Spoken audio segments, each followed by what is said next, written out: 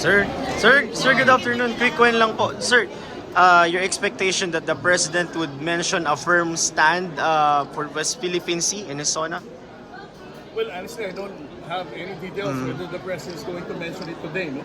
But again, ulitin ko, since day one, the President has been standing firm for rights in the West Philippine Sea. So whether he mentioned it now or not, that won't change anything. Ang paninindigan ni Pangulong Ferdinand Marcos pagdating sa West Philippine Sea, mula noon hanggang ngayon ay pareho pa rin, not to surrender a square inch of our territory to any foreign power.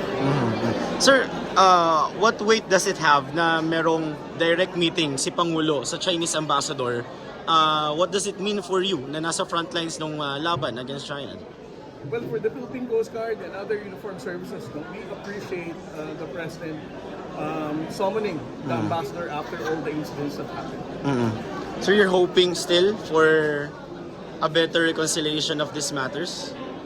Well, I just hope that the Chinese government is going to recognize the 2016 arbitral award. Because the moment they recognize that, then there's no reason for us na may pagtalunan pa. Thank you, sir.